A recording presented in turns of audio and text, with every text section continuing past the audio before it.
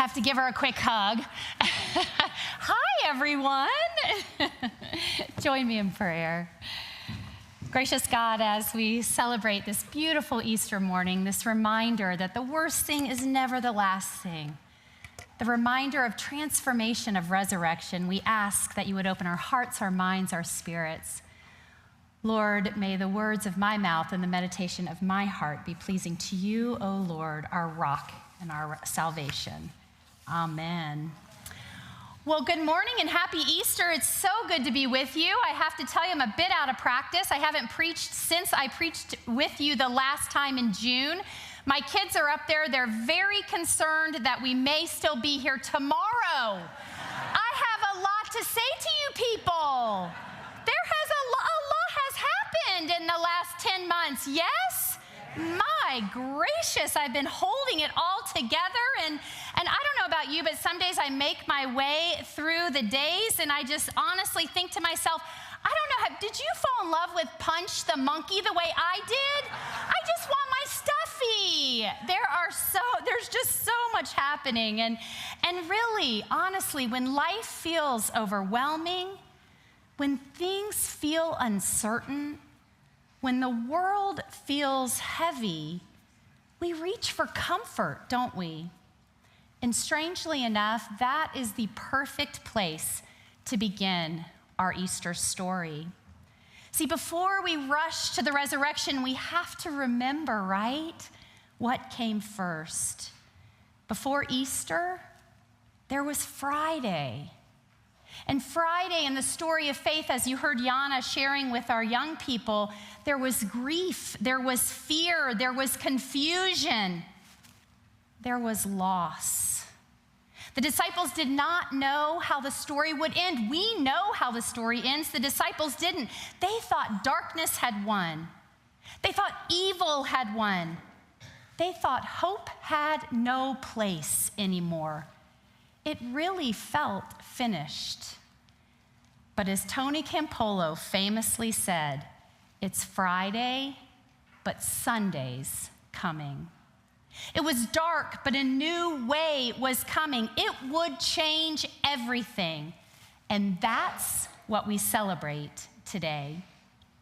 You know, I've been thinking in my new role as a hospital chaplain, and as I've been, since Pastor Angie asked for me to fill in for her this Easter, I've just been thinking about resurrection, the resurrection story, what resurrection really means for me and for you today. And so often we think of resurrection in big and dramatic. We think of this glorious, undeniable, which it is. And I've also learned, particularly in these last several months, that resurrection often shows up in the smallest moments. Resurrection shows up in quiet transformations, in unexpected grace, tiny acts of love that change everything. I want to tell you a couple stories from my work as a chaplain.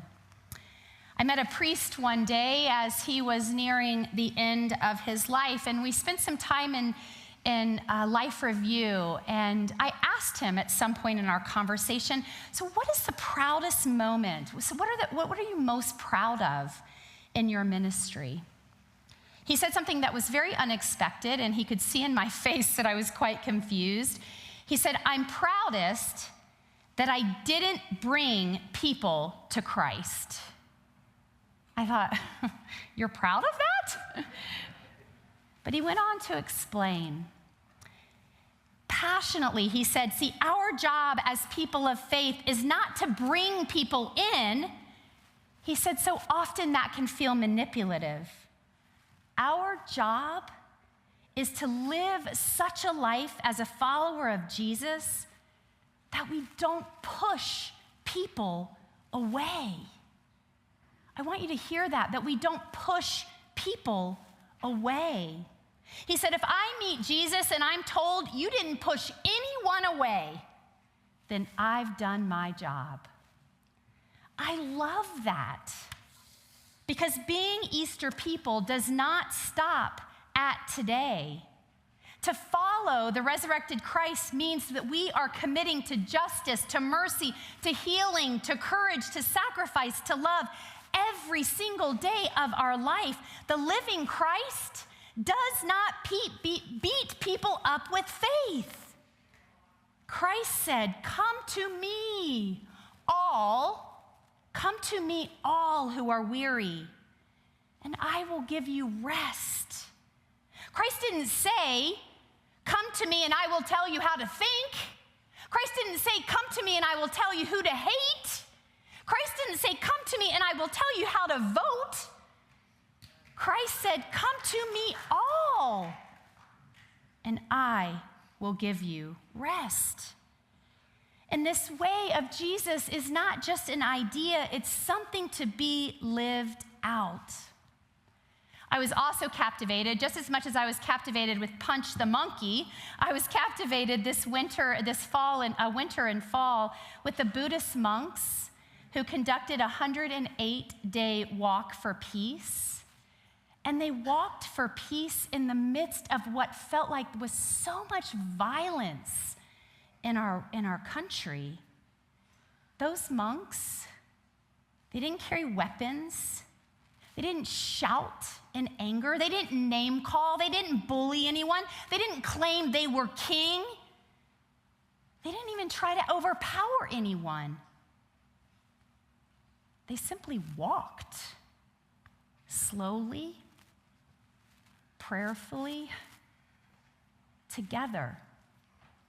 In the face of fear, they chose peace. In the face of violence, they chose nonviolence.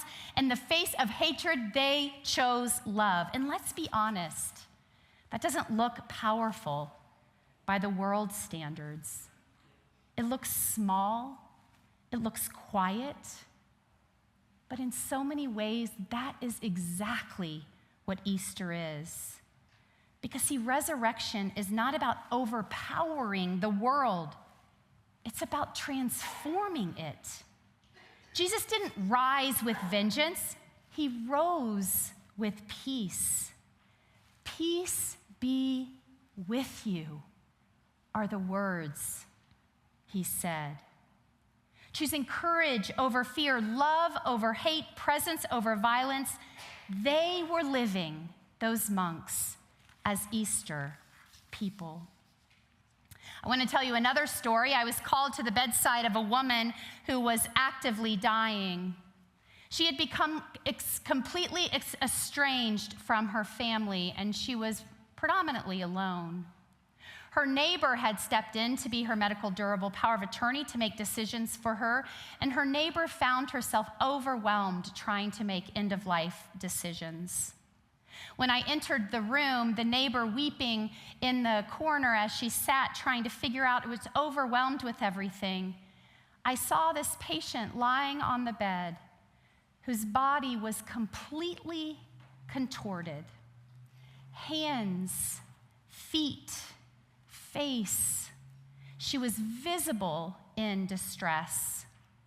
There didn't appear to be any peace. As I sat with the neighbor, at one point she said to me, I think she's dying from regret. I just want her to feel peace.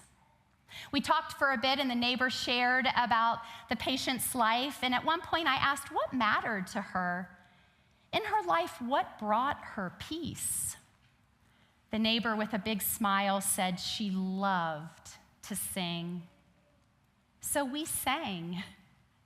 We gathered around her bed. I stroked her hair in her head as we sang, Amazing Grace, how sweet the sound. And then I spoke gently. You are loved. It's okay to let go of all of your burdens, all of your regrets. You are loved. Then we sang, Blessed Assurance, Jesus is mine. Oh gosh, you gotta join me. You know, luckily I have an app on my phone that I use in the hospital, so her last sounds are not mine of the end of her life.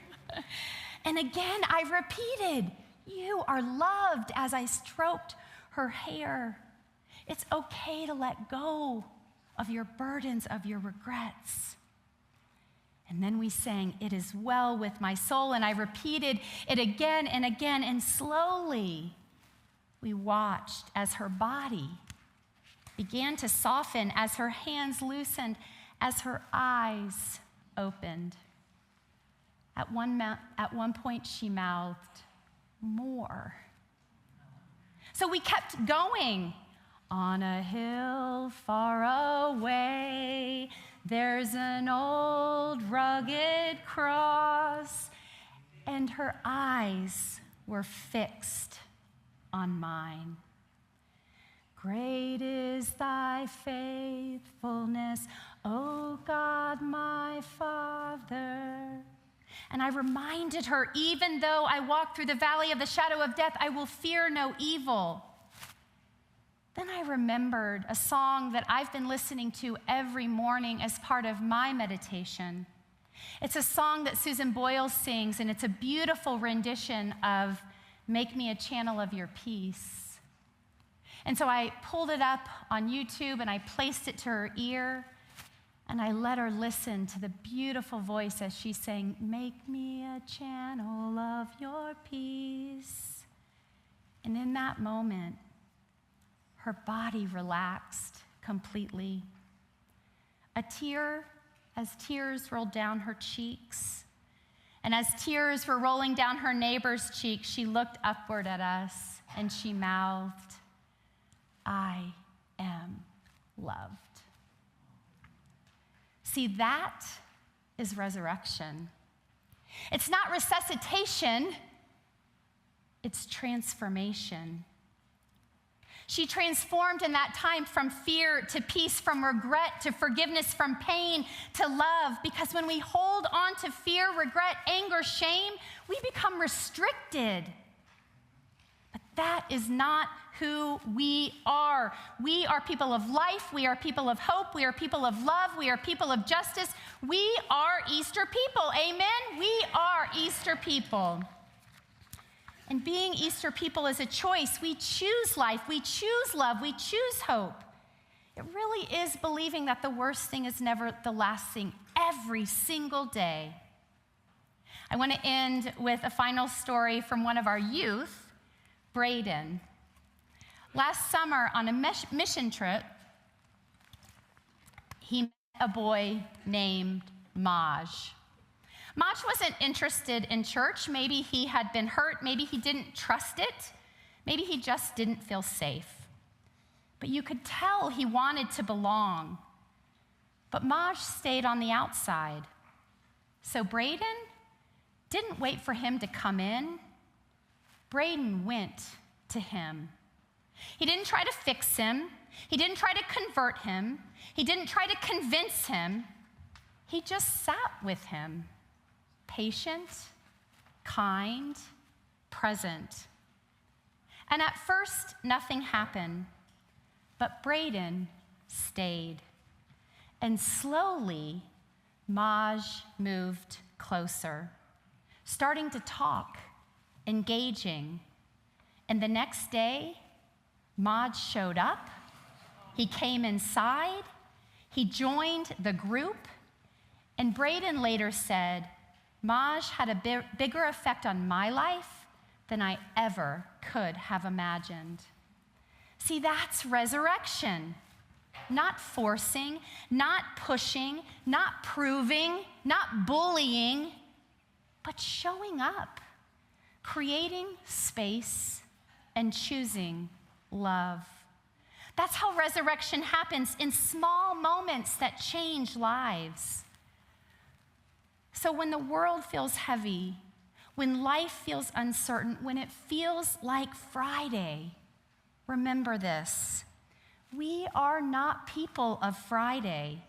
We are people of Sunday. We are resurrection people. And when you step into love, when you choose courage, when you become a channel of peace, you live the truth.